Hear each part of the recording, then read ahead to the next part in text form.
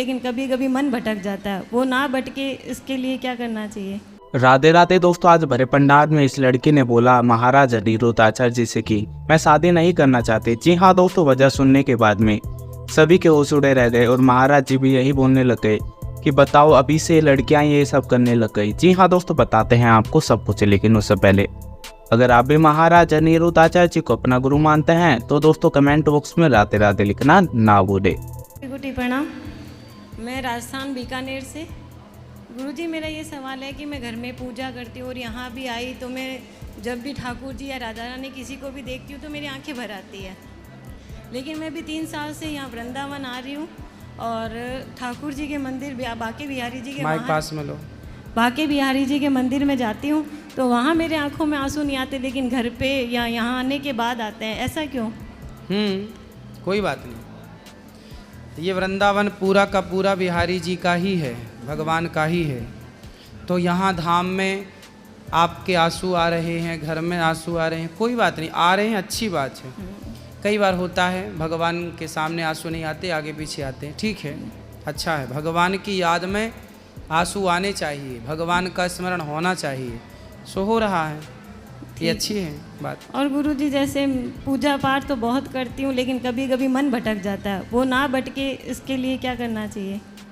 नहीं, मन भटकने दो, कोई दिक्कत नहीं, मन भटकने दो। मन भटकता रहे फिर भी मन भगवान में ही लगा रहे। गुरुजी, ये मेरा बेटा है और गुरुजी ये पढ़ता बिल्कुल नहीं है और पूजा पाठ के लिए भी इसे बोलती हूँ तो ये करता तो है लेकिन मन से नहीं करता। करना बेटा, पूजा क्यों नहीं करते?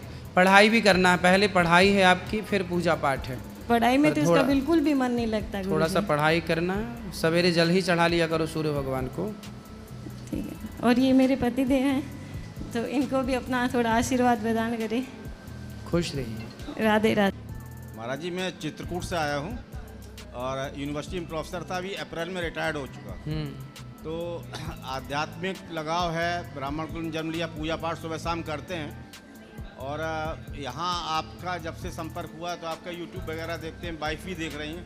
हमारी ये पत्नी है और ये बच्चा है। खड़े हो जाओ। अरे बेटा रुक जाओ, ओ पंचायत भाई बैठो। अरे बैठ जाओ जी।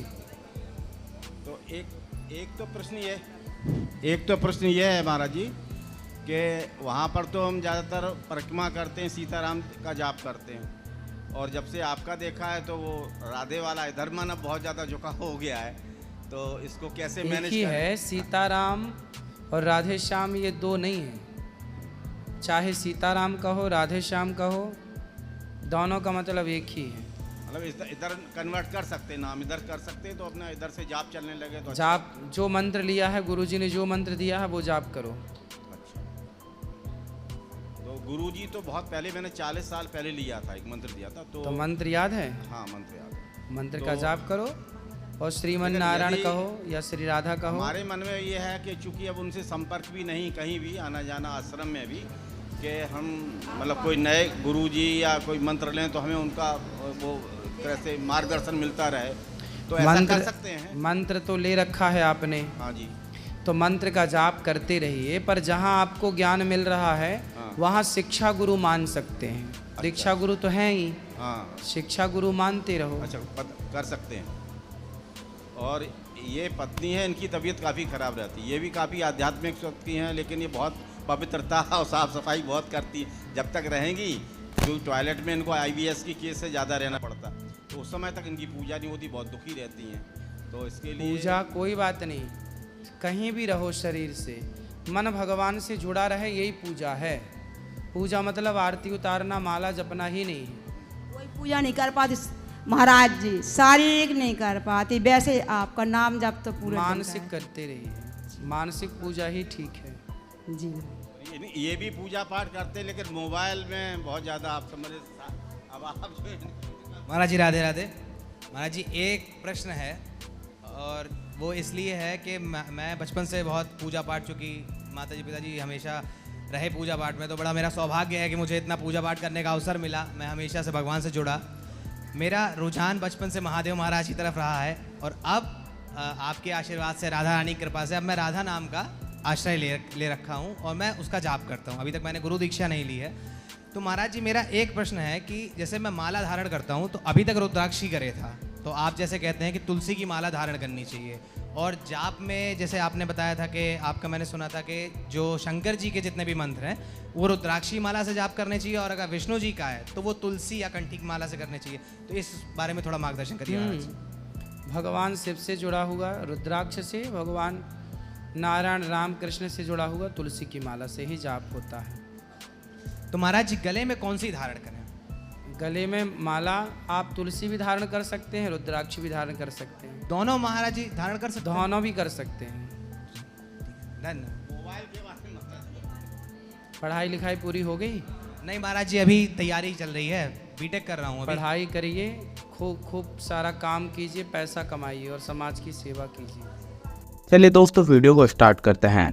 जी हाँ दोस्तों, अगर आप लोगों को हमारी ये वीडियो अच्छी लग रही हो तो वीडियो को लाइक करें और हमारे चैनल को सब्सक्राइब करना ना भूलें। चलिए बताते हैं कि महाराज जी के भक्तों ने महाराज जी से क्या क्या प्रश्न पूछे। जी हाँ दोस्तों, जैसे कि आपने इस वीडियो में देखा कि ये लड़की महाराज जी को प्रणाम करती है और महाराज जी से बोलती है कि महाराज जी क्या शादी करना जरूरी है। तभी महाराज जी बोलते हैं कि आप कितने साल के हो। तो ये लड़की बोलती है कि महाराज जी मैं 24-25 साल की हो गई हूँ।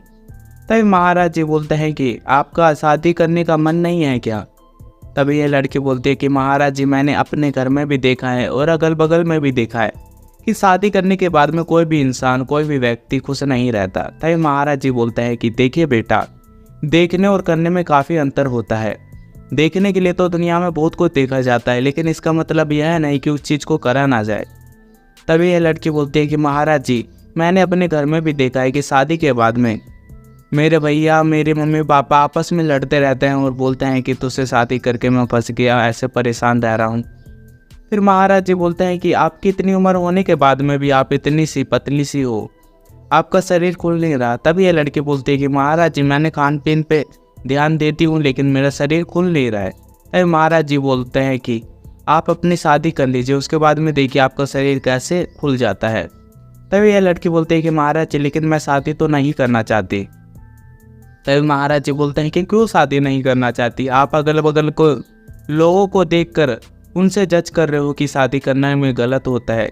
यह लड़ाई नहीं होती बेटा, ये प्यार होता है। जब एक इंसान व्यक्ति के साथ में रहने लगता है तो कई बार ये लड़ाई भी होती है, तो कई बार प्यार भी होता है। इसका मतलब ये नहीं होता कि कोई व्यक्ति किसी से लड़ रहा है तो इसका मतलब वो उससे नफरत करता है। इसका मतलब यह होता है कि वो उससे प्यार करता है, इसलिए वो उससे लड़ रहा है, उसके सलामती के लिए उसे कुछ बोल रहा है। जी हाँ दोस्तों, महाराज इस लड़की को काफ़ी ज़्यादा समझाने की कोशिश करते हैं कि जैसा दिखता है वैसे इंसान में यहाँ पर कुछ भी नहीं होता, और जो इंसान जैसे प्यार करता है वो उससे ही लड़ाई करता है। फिर उसके बाद में ये लड़के महाराज जी से बोलते हैं कि महाराज जी मैं आपके गौरी गोपाल आश्रम में घूमी और सभी वृद्ध माताओं से भी मिली, मुझे उनसे मिलकर काफ़ी ज़्यादा सुकून मिला और यहाँ पर रहकर मुझे काफ़ी ज़्यादा सुकून मिलता है। क्या महाराज जी मैं यहाँ पर थोड़े दिन के लिए रह सकती हूँ। तभी महाराज जी बोलते हैं कि जी आप यहाँ पर रहिए, कोई दिक्कत की बात नहीं है, ये सभी आप भक्तजनों के लिए तो ही है। जी हाँ दोस्तों, इतना बोलकर महाराज अनिरुद्धाचार्य जी अपनी वाणी को विराम देता है। वेल दोस्तों, आज की वीडियो में फिलहाल इतना ही। अगर आप लोगों को हमारी इस वीडियो अच्छी लगी हो तो वीडियो को लाइक करें और हमारे चैनल को सब्सक्राइब करना ना भूलें। मिलते हैं आपसे अगली वीडियो में, जब तक के लिए राधे राधे, जय श्री राम। दोस्तों अगर आपका कोई प्रश्न है या फिर कोई आपको कोई समस्या है दोस्तों, हमें कमेंट बॉक्स में ज़रूर बताएं। चलिए फिर मिलते हैं आपसे अगली वीडियो में, जब तक के लिए राधे राधे, जय श्री राम, राधे राधे।